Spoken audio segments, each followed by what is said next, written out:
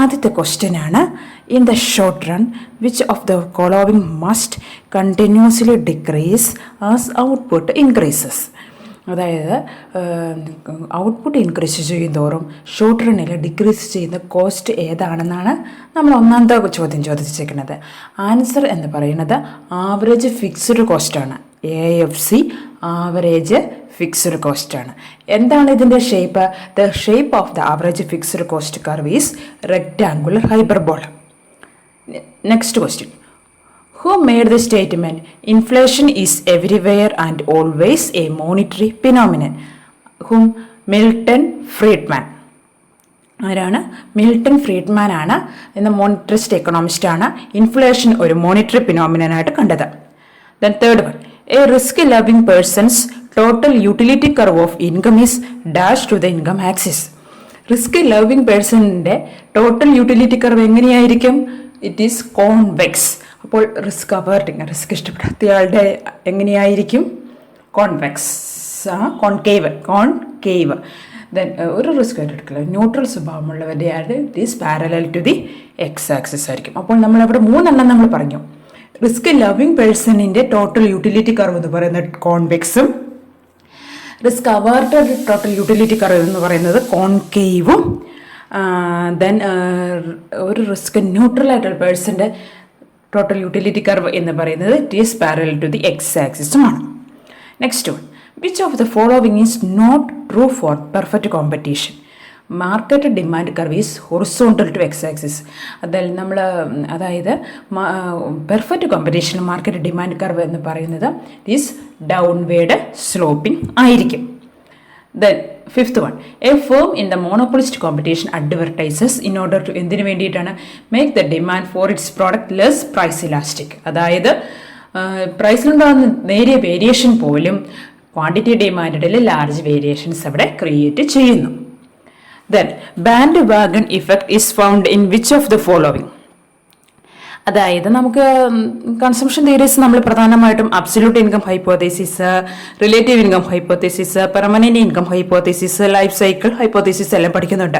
ഇതിൽ ഡ്യൂസിൻബെറിയുടെ relative income hypothesis എന്ന കൺസംഷൻ തിയറിയാണ് ബാൻഡ് വെഗൺ ഇഫക്റ്റുമായിട്ട് കൂടുതൽ ബന്ധപ്പെട്ടിരിക്കുന്നത്. എന്തുകൊണ്ടാണ്? റിലേറ്റീവ് ഇൻകം ഹൈപ്പോത്തസിസ് പറയുന്നത് consumption due to the demonstration effect എന്നാണ്. അതായത് സൊസൈറ്റിയിൽ നമ്മുടെ പ്രസ്റ്റീജ് കീപ്പ് ചെയ്യാൻ വേണ്ടിയിട്ട് നമ്മൾ ചില ഗുഡ്സുകൾ അല്ലെങ്കിൽ പ്രഷ്യസ് ഗുഡ്സുകൾ അവിടെ കൺസ്യൂം ചെയ്യുന്നുണ്ട്. അത്തരത്തിലുള്ള ഗുഡ്സ് കൺസംഷനെ ഡീൽ ചെയ്യുന്നതാണ് relative income hypothesis. Developed by whom? James Duesenberry. Next one, a good is called a Giffen good when the income effect is. ഒരു ഗിഫൺ ഗുഡിന്റെ ഇൻകം ഇഫക്റ്റ് എങ്ങനെയായിരിക്കും? It is negative, but it is also greater than the substitution effect. A given good when income effect is negative and also greater than the substitution effect. Eighth one, which of the following is portrayed in the population pyramid of a country? Population പിരമിഡിനെ കാണിക്കുന്നതാണ് age sex distribution of population ആണ്. Age sex distribution of population ആണ് നമ്മുടെ population പിരമിഡിനെ കാണിക്കുന്നത്. Next one, 9th one, Lebinstein in his critical minimum effort thesis treats population as a factor that answer. അതായത് ഇവിടെ നമ്മൾ 2 questions പറയുന്നുണ്ട്. ആരാണ് critical minimum effort theory develop ചെയ്തത്? ഹാർവി ലെബിൻസ്റ്റീൻ ആണ്. അദ്ദേഹം പോപ്പുലേഷൻ എന്ത് ഫാക്ടറായിട്ടാണ് കാണുന്നത്? Income reducing. അതായത് പോപ്പുലേഷൻ ഗ്രോത്ത് നമ്മുടെ എക്കോണമിയിൽ ഇൻകം റെഡ്യൂസ് ചെയ്യാനുള്ള ഒരു ഫാക്ടറായിട്ടാണ് കാണുന്നത്. Solow's growth model the output per capita is function of.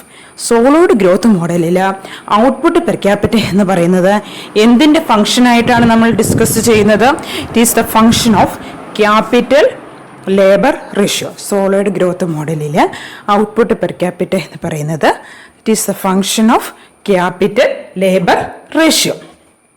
Next one, in the long period, which one of the following curves aptly represent the time path of population for a developing country? It is logistic curve. Logistic curve long റണ്ണിലെ population, അതായത് developing കൺട്രിയിലെ population കാണിക്കുന്നത്. Logistic കർവിൽ short റണ്ണിലാണെങ്കിൽ അത് exponential കർവായിരിക്കും. എന്താണ്? Short run ആണെങ്കിൽ അത് എക്സ്പോൺഷ്യൽ കർവായിരിക്കും. Next one, dash type of cost that have already been incurred by past actions. They are not relevant to future decisions. അതായത് നമ്മൾ ഗുഡ്സ് പ്രൊഡ്യൂസ് ചെയ്യുമ്പോൾ ആ സമയത്ത് ചില കോസ്റ്റുകളൊക്കെ നെഗ്ലക്റ്റ് ചെയ്യുന്നു. അത് ഫ്യൂച്ചറിൽ ആ ഗുഡ്സ് പ്രൊഡ്യൂസ് ചെയ്ത് കഴിഞ്ഞിട്ട് ഫൈനലായിട്ട് എടുക്കുമ്പോൾ നമ്മൾ അതിൻ്റെ കോസ്റ്റ് കൺസിഡർ ചെയ്യുന്നില്ല. അത്തരത്തിലുള്ള കോസ്റ്റിനെ നമ്മൾ എന്ത് വിളിക്കുന്നു? Sunk cost. എന്ത് വിളിക്കുന്നു? Sunk cost. അതായത് they are not relevant to future decisions. That type of cost is known as sunk cost. അടുത്തത് complementary goods have. Complementary goods have ഏത് cross elasticity? It is negative cross elasticity of demand. It is negative cross elasticity of demand. For example, take the example car and petrol. Okay. Then 14. The code used under GST for the classification of good is called HSN. അതായത് G S ടിയുടെ goods classification ചെയ്യാനായിട്ട് ഉപയോഗിക്കുന്ന കോഡാണ് HSN. Next one, 15th. Which of the following goods is covered under GST on 1st July 2017? 2017 July 1 കൂടിയാണ് നമ്മുടെ കടയിൽ goods and service tax നിലവിൽ വന്നത്. അപ്പോൾ ഏത് ഗുഡ്സാണ് ആദ്യമേ കവർ ചെയ്തത്? It is electricity. Understood? Then അടുത്തത്, J curve represents the phenomenon where a depreciation of currency causes what? അതായത് ജെ കർവ് ഡിപ്രീസിയേഷൻ കൊണ്ട്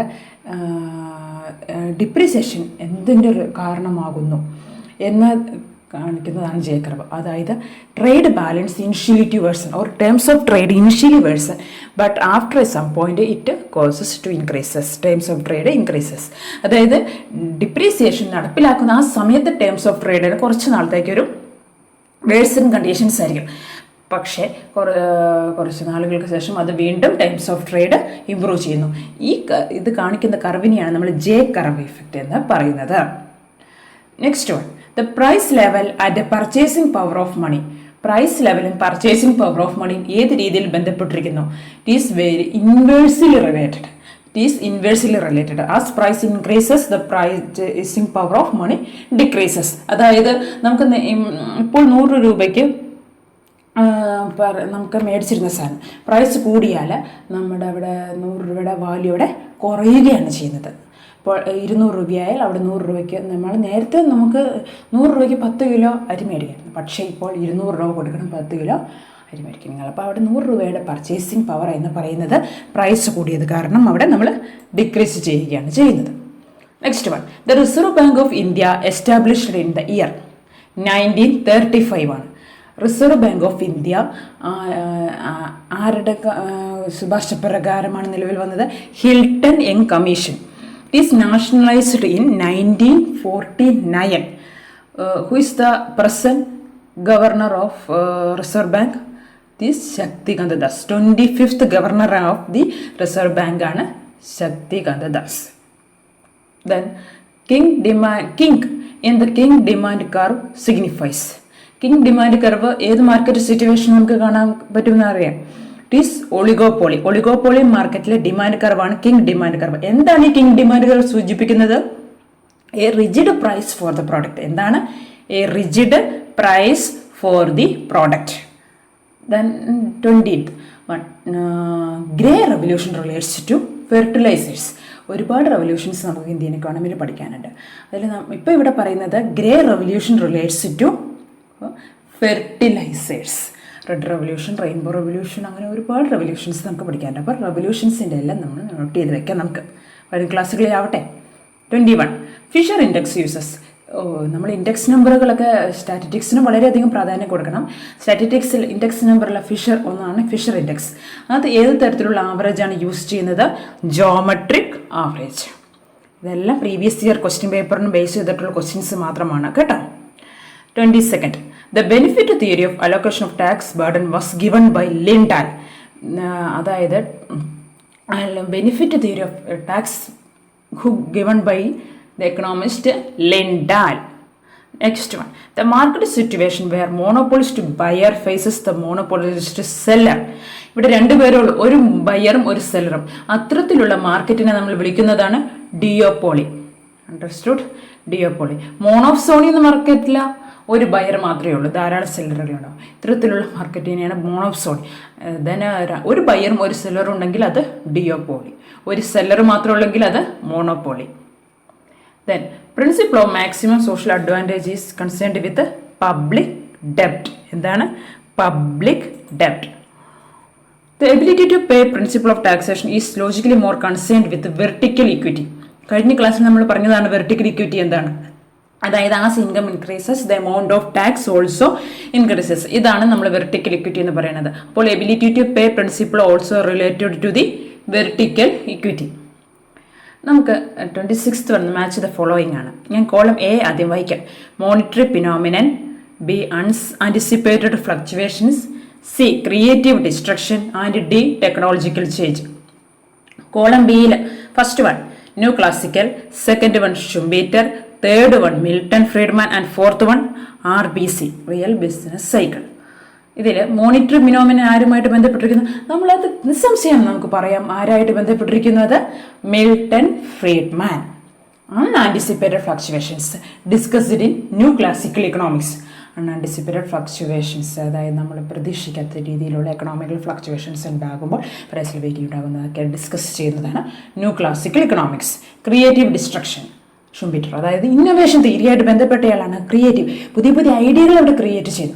ഇതിൽ ബന്ധപ്പെട്ടിരിക്കുന്ന ആളാണ് Schumpeter. Then technological change discussed in real business cycle model. Real business cycle model. Then 27th, if total cost is equal to 2q square minus 5q plus 8, then what is marginal cost? It take the differentiation or derivatives. നമ്മൾ first derivative മാത്രം എടുത്തു കഴിഞ്ഞാൽ നമുക്ക് എന്ത് കിട്ടും? MC കിട്ടും. അതായത് 2q square എന്നുള്ളതിന് 2 raise to n minus nx raise to n minus 1 എന്നുള്ള ഫോർമുല ഉപയോഗിച്ച് നമ്മൾ എടുക്കുന്നതാണ് 4q മൈനസ് 5. അവിടെ q നമ്മൾ അവിടെ കളയും. ഓക്കെ.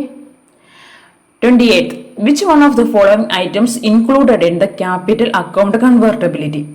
Capital account convertibility ഉൾക്കൊള്ളുന്നതാണ് commercial borrowings. Commercial borrowings. Next one, in John Robinson's growth model, capital accumulation depends on. John റോബിൻസണിന്റെ ഗ്രോത്ത് മോഡലിലെ ക്യാപിറ്റൽ അക്യുമുലേഷൻ എന്തിനെ ഡിപ്പെൻഡ് ചെയ്തിരിക്കുന്നു? Profit wage relation and labour productivity.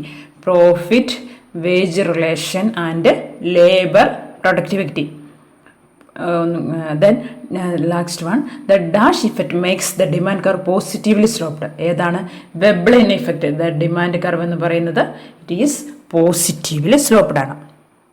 അപ്പോൾ നമുക്ക് കുറച്ച് ഒബ്ജക്റ്റീവ്സ് ക്വസ്റ്റ്യൻസ് ഡിസ്കസ് ചെയ്യുന്നതോടൊപ്പം തന്നെ ചില തിയറീസുകളും കൂടി നമുക്ക് ആ ക്ലാസ്സിൽ ഡിസ്കസ് ചെയ്തു പോകാം.